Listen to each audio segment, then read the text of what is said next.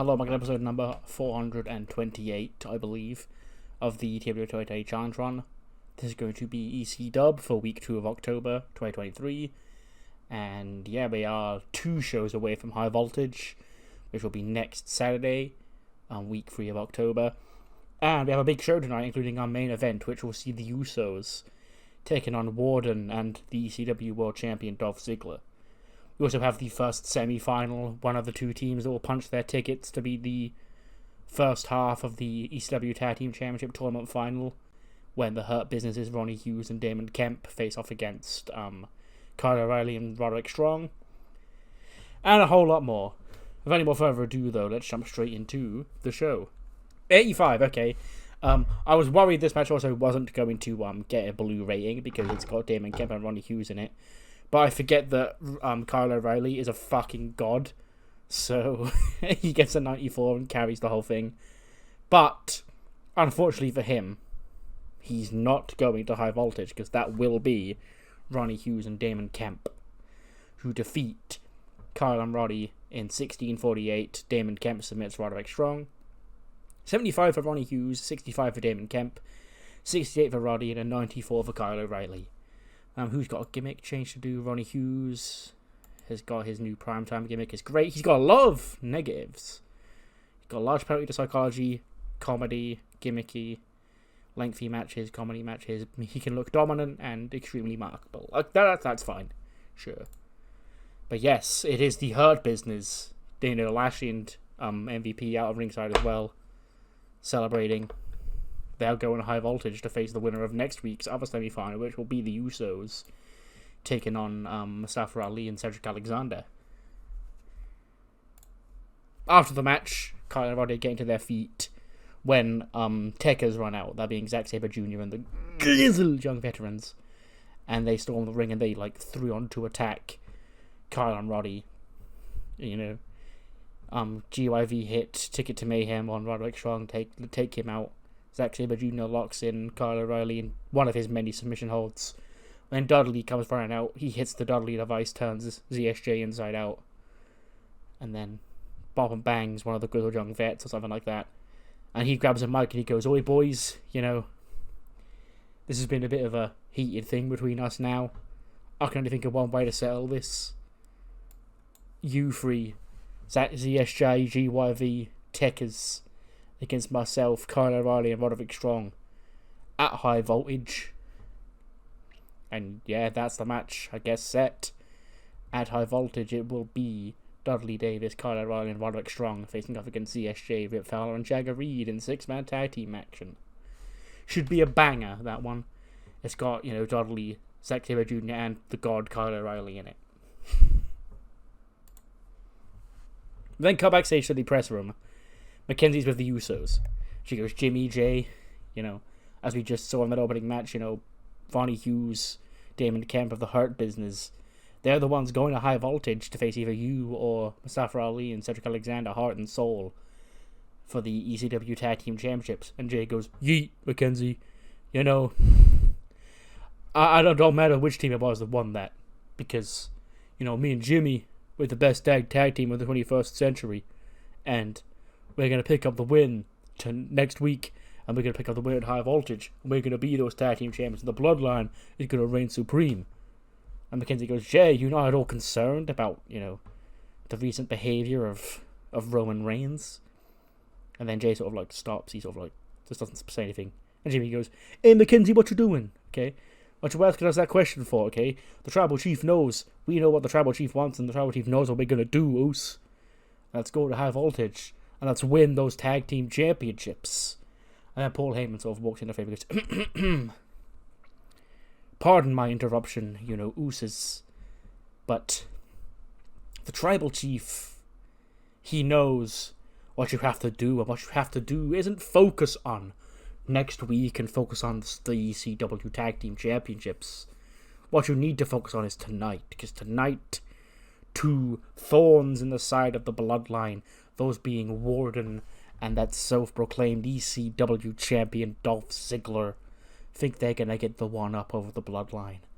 But Jimmy and Jay, the ball is in your court to prove to your tribal chief that you are winners, because quite frankly, Jay, you two haven't really been pulling your weight recently.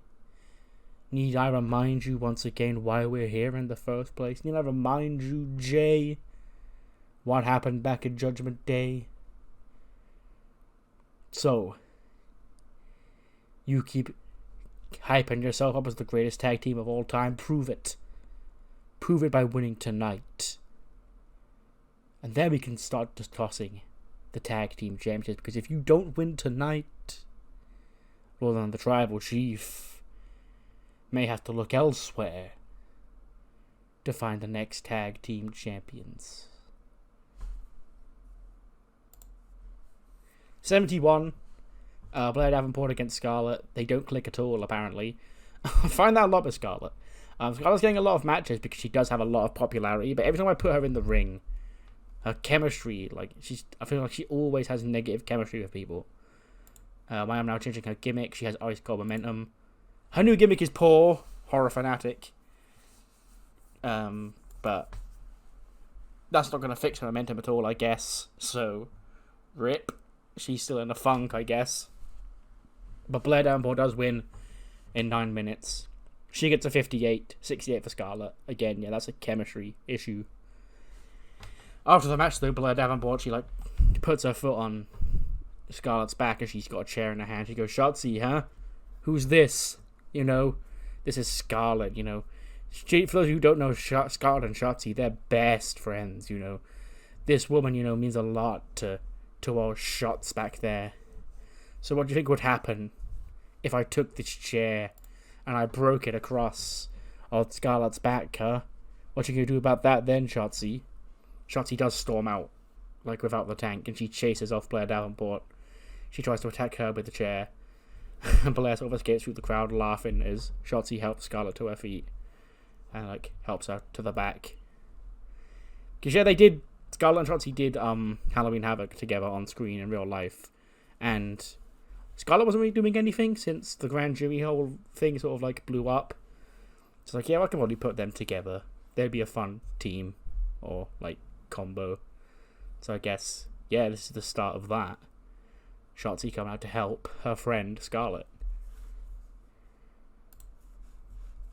We then get a sit-down interview. Julia and Shida are sat down ahead of the ECW Women's Championship match at High Voltage. Liv is there, sat next to Shida. Probably being overseen by, who are the commentators on this show? Is it Nigel? Yeah, Nigel McGuinness. And, of course, the whole thing is the two of them speaking together in Japanese. But it's all subtitled.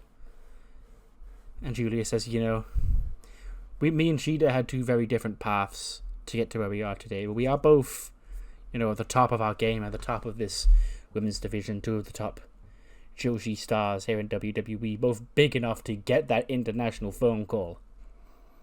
I came here to learn under a mentor of mine in Asuka, to try and, create a new wave, a new style of wrestling here in WWE. Shida, she backdoored her way in through other means. And don't get me wrong, I respect the hell out of Shida, but I fought Liv at SummerSlam, and Liv thought she was crazy, but crazy couldn't hang with, my style. And Shida, I know you're no slouch when it comes to my style. But we're going to find out who the better woman is next Saturday, and that woman is going to be me. And Shida goes, "Julia, your rise has been, almost out of nowhere over the past year. You went from being a sidekick to a top star to being the first ever ECW Women's Champion. That's a lot. But I need that championship, Since I've been here, I've been a tag girl. Me and Liv have been tag team champions, but I'm ready to make that single step. Liv made it. Now I'm ready to make it. So at High Voltage, you bring your A game, because I'm going to bring mine." And Liv, I imagine, just sat there, nodding her head, smiling, going, yeah, what she said. I think she did that in real life, when she was teaming with Raquel. There was a backstage interview where Raquel spoke Spanish, and then Raquel walked off and Liv was yeah, what she said. So that's Liv's entire shtick in this entire segment. She's there, gassing up Shida. Just going, yeah, she whatever she's saying, she's cooking you. Yeah, and it is announced at the end that we will get a SummerSlam rematch next week when Julia faces off against Liv Morgan. 46 rated match. Kale Dixon's here for a one-off squash match. Shout out Blaine, your boy is here, and he does lose to Braun in 3:43 of a power slam. 71 for Braun Strowman, 20 for Kale Dixon. Joe Hendry is at ringside, watching his boy. After the match, him and Braun celebrate when Matt Cardona and co are on the screen, and Matt goes, "Well, would you look at that, Joe? Okay, maybe there is one or two brain cells knocking around in that dumb Scottish head of yours, because you managed to find one of the biggest, baddest men in the history of WWE to come and stand by your side, because you knew that it would take someone like that to watch your back to stop me and Kurt Hawkins and Chelsea Green, to stop the pro wrestling god, the sports entertainment god, the ECW television championship. Well, let me tell you what, Braun, I think you're overhyped. And at the pay-per-view, I'm going to keep hold of this championship because I've been the first champion in over 20 years, and it ain't stopping when I face you at High Voltage. And how about if you two are such good friends? You come here next week, and you face me, my best friend, my broski, Kurt Hawkins. And Joe goes, Matt, I was hoping you'd never ask, you struck me the sort of coward that would try and not book matches like that because you know you're going to get your arse kicked, but we'll see you there next week. And Braun goes, we'll destroy you next week. And at High Voltage, you better hope and pray you can stay away from me, because I'm going to steamroll you and I'm going to become the new television champion.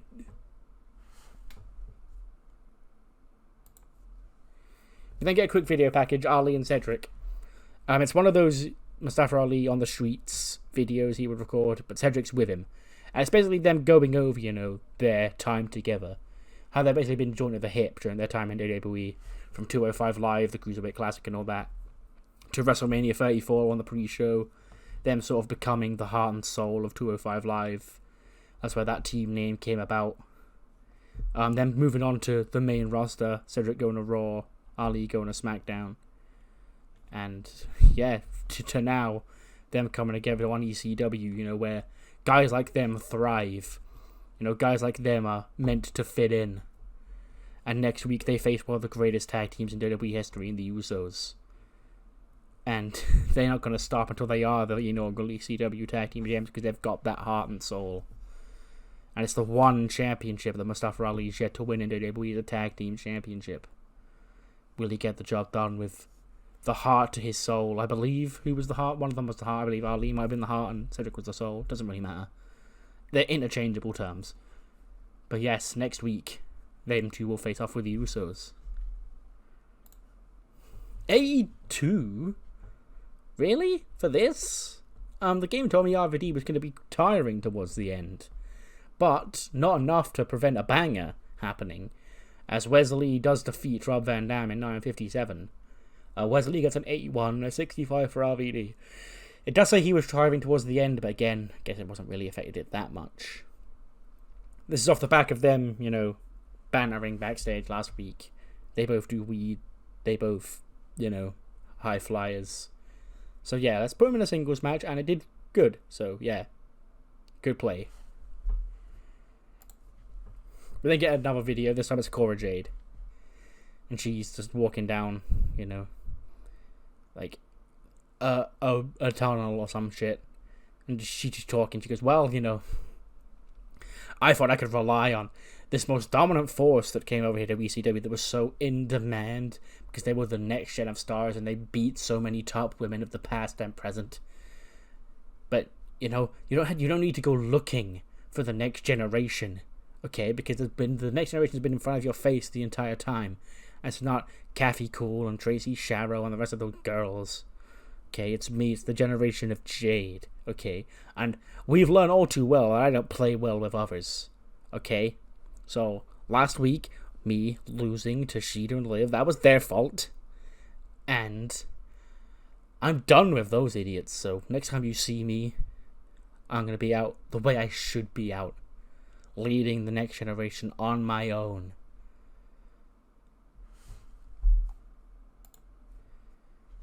We then cut backstage to... I was so fucking confused because this is like 2, 2, and 2, but I've realised the mistake I've done. I've put Ken, Kobain, and Emerson Frost on the screen instead of the Fritz brothers. Yeah, we see JC and Gigi talking backstage ahead of JC's match with Aoi Maikawa. And JC goes, can you believe, those Ichiban girls last week, wasting that championship opportunity? That should have been us. We should have got that title opportunity, Gigi. And it's fine because I'm going to teach Aoi a lesson tonight that she doesn't mess with the toxic attraction. And Gigi goes, well, it's fine, next week we are gonna eventually all become champions. And I've got a championship on my mind. A great opportunity coming our way next week. And JC goes, great, I can't wait to see it. But Adam Cole and Bobby Roode and the rest of the Paragon walk past, and he goes, ladies, I couldn't help but hear you over talking again to see you got another one of those Ichiban problems tonight. I've got a bit of a problem myself. You see, me and Shin, we're going one-on-one together at High Voltage to prove who really does run ECW. And we all know it's the Paragon, baby. It ain't Ichiban. But the offer still stands if you need help fighting those girls. You know where to call us. And Gigi goes, we said last week we're not interested. And JC goes, yeah. Now I've got a match to prepare for. Match gets a 76. Even despite no chemistry. That's still really good. Aoi Maikawa does beat JC Jane, though, with a Crash Rabbit Heat and 11-40. It says Gigi distracted, and so does Yoko. They're just both out there, and they probably fight. And Gigi fighting Yoko distracts JC, allowing Aoi to hit her with the Brazilian kick to pin her. 76 for Aoi Maikawa, 51 for JC Jane. Yeah, not a bad match at all, especially given the chemistry note. Yeah, I'll take that. Next week, though, we have a couple of big things announced for the show, including the final semi-final of the ECW Tag Team Championship Tournament. One of these teams will go to High Voltage to face the Hurt Business. Will it be the Usos, or will it be Heart and Soul, Cedric Alexander, and Mustafa Ali? And on top of that, we do have Julia, the ECW Women's World Champion, taking on Liv Morgan in a SummerSlam rematch. Non-title SummerSlam rematch, but a SummerSlam rematch nonetheless. As well as the debut of the tag team known as Joeman, as Braun Strowman and Joe Hendry team up to face the ECW Television Champion Matt Cardona and his best friend, Kurt Hawkins. And we've just learned that Bobby Roode and Shinsuke Nakamura, a great rivalry from back in the day of NXT. Those two men are going to go one-on-one on next week's ECW. Plus, we're due an appearance from the Women's Liberty Champion herself. Roxy Perez will make her ECW debut next week. And then also next week is the High Voltage event, and we've got 2 new matches announced for that one. The first being this 6-man tag team action as Dudley Davis, Kyle O'Reilly, and Roderick Strong face Tekkers, being Zack Sabre Jr., Rip Fowler, and Jagger Reed of the grizzled young veterans. And a big, grudge match just announced from the lips of Adam Cole, baby, the leader of the Paragon, and I guess the head. He's not really the leader, but he's the main, star of Ichiban. Shinsuke Nakamura and Adam Cole, one-on-one at High Voltage. 89. Okay. Oh my goodness. Wait, okay. Hold on. I know I'm not going crazy. Last time the Usos had a tag team match, I remember Jimmy was so much higher than Jay, and it made me laugh because oh, that's Jimmy and Jay's Jay, because I know in real life. They both scored 99s this week, so I don't know what the fuck happened to Jay in that match, but yeah. But unfortunately for Jay, Warden pins him with a powerbomb in 20 minutes and 7 seconds to win the match for Dolph Ziggler and Warden. 80 for Warden, 85 for Dolph Ziggler, and a 99 for both Usos. And I imagine the show goes off the air, Warden and Ziggler are celebrating on the ramp. Jay sort of looking around, like defeated, and Jimmy's behind him, sort of like head in his hands, going, "Oh noes. No noes." Because he knows what that might mean in regards to what kind of mood the Tribal Chief will be in next week when he shows up for the go-home show. But that does end this week's show. Gets us an 86. Fine, I guess. I thought it'd be a bit higher than that, but I guess not. What does matter more, though, is what you thought of the show, so just let me know what you thought in the comments below. And I'll see you next time for SmackDown, which will feature the fallout from No Mercy. And, yeah, I hear, just announced, Swerve Scott is going to host a big in-ring gathering, I guess, of Hit Row to discuss No Mercy and the future of the group. So, look forward to that and a whole lot more. Then,